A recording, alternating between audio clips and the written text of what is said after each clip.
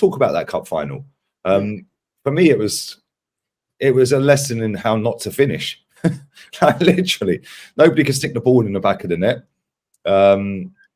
It was, I don't know, man. It was kind of embarrassing, if I'm honest, that a once great club in Chelsea have done £1 billion.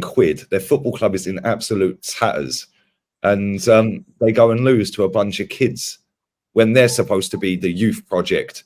And listen, Liverpool, for me, probably didn't deserve to win the game. But when you've got a centre-back who's been there, done it, seen it and won it all, you've always got a chance, especially if you don't mark him, Jez. But what did you make of it? I thoroughly enjoyed it, actually. Unfortunately, I had to go and watch it down the pub. Boo-hoo. Oh, dear. We suffered a power cut yesterday afternoon about... It's all gone wrong where you are, Jez. Jesus Christ. Can't get it right, can you? I mean, my email's not working properly and everything. So it's all going well. So I had a great laugh. It was a great atmosphere. Chelsea, Liverpool fans in there. West Ham, me. I'm the only Arsenal fan that gets in there. Oh dear. And it was great fun. I actually loved it. As a neutral, it was a great game. It was a great final. Yes, the scoring ability has to be looked at, but I thoroughly enjoyed it. I'm glad Liverpool won it. Fair play. The only reason I'm saying that is because Klopp leaves with another League Cup. 10 of them. They've won. Liverpool in their history. We've won 2. So yeah, well, we got bigger fish to fry, Jez. Oh, we have. We fish. We're frying the big fish, mate. But are we going to eat it when we fried it? Because at the end of the day, you know what I mean. We've got to win it first before we can eat it. So let's see what happens, mate. But yeah, I thoroughly enjoyed the game, actually. Yeah, Kenny, what about you, mate? I know you like your cup finals as well. Shame we weren't there. I love cup finals. I absolutely love it. You know, I enjoy the game from start to finish.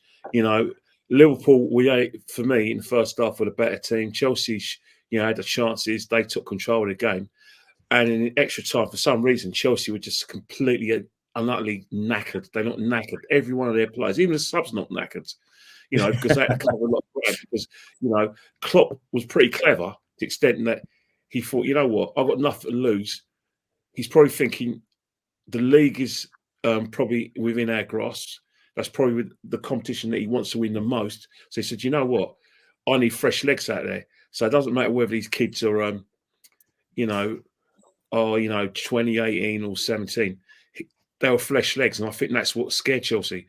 The thing about Chelsea, I'm going to say right now, is if John Terry, Didier Drogba, or Big Frank were playing, they would have won that game. I think what Chelsea lack is leaders. They've got no leaders whatsoever.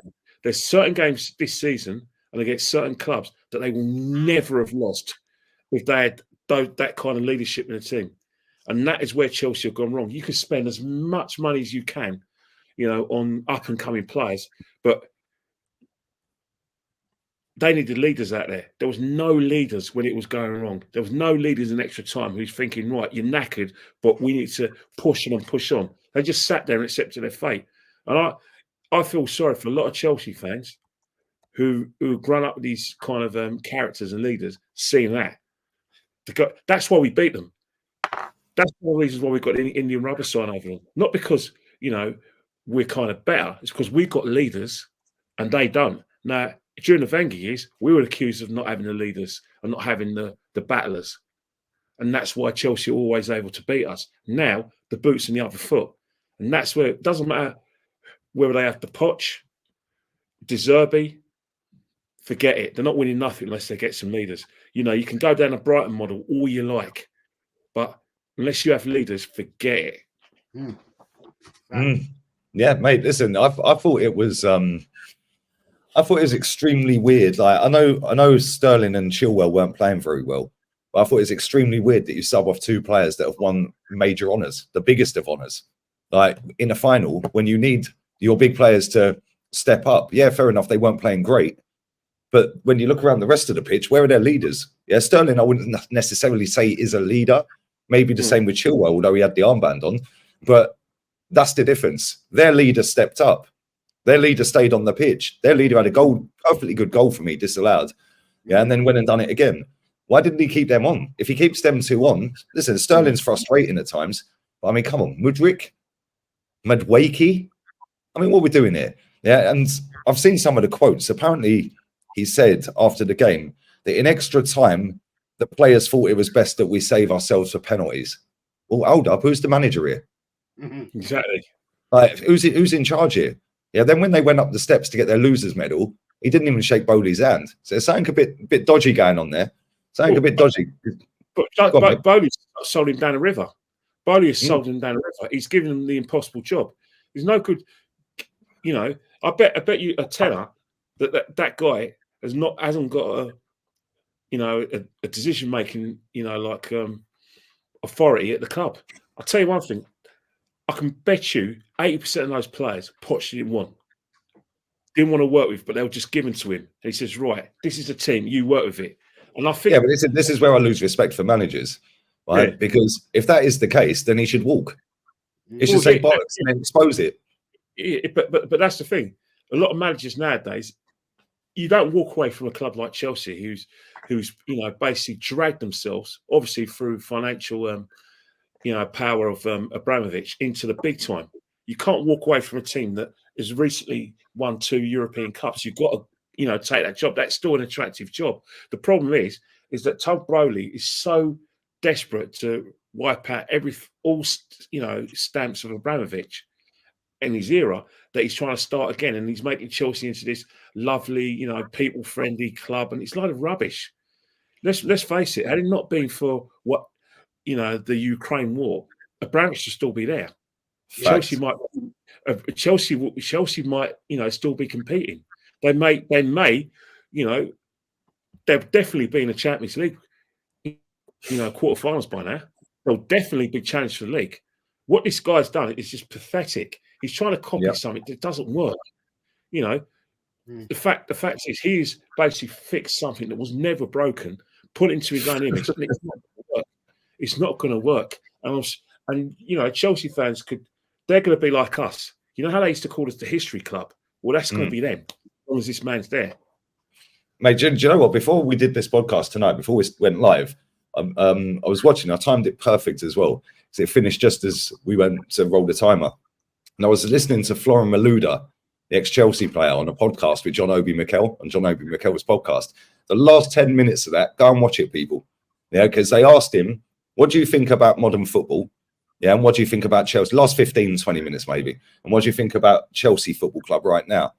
Yeah, and he said, right, and they both said it. He started it, and then Obi Mikel jumped in as well. Florian Malouda's words were, they keep using too many buzzwords about projects and processes. Yeah, and he said exactly word of what I say. Yeah, he said it exactly, too many buzzwords. And then Obi Mikel jumps in and goes, yeah, that's fine. It does take a little bit of time to do a project or a process, but nobody knows what the project is. So why are they not telling us what the project is and when it leads to trophies? And I'm sitting there thinking, did they watch our podcast? Yeah. Yeah, but it's true. You can have a project and a process, but tell us what it is and when it comes to fruition. They then went on to say about players. Yeah, and he said the players are coming out mimicking it, saying that, we're here for the project. We're here for the project. He said, I didn't even know what the project is. Yeah, so how are they saying that? They're saying that because they're being told to say that because they're getting paid good money. Yeah, and this is where Chelsea are at. They've got a bunch of players that are not good enough, a bunch of players that are just happy to be there with their 8-year contracts because they're sweet for the next 8 years, and a bunch of players, they couldn't give a toss because they've already won stuff, like a Raheem Sterling maybe. I don't know. 100%. That's the thing that makes me laugh. At Arsenal, we've been force-fed that before Arteta took over Arsenal, the club was in a complete mess. He's had to revamp everything. And now look at us now. Look at us going now. We're challenging for everything. We've been in 2 title races. And we're in the second title race we're in is the current one. Now, when you look at Chelsea, they want a club on their knees.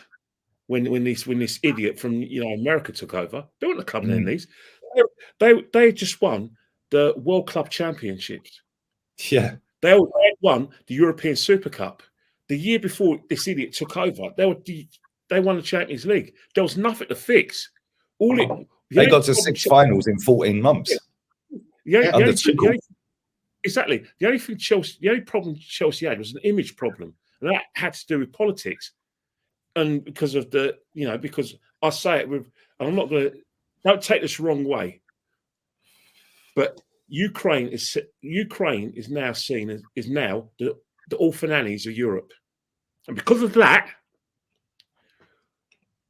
Abramovich was forced out, and that's just a fact.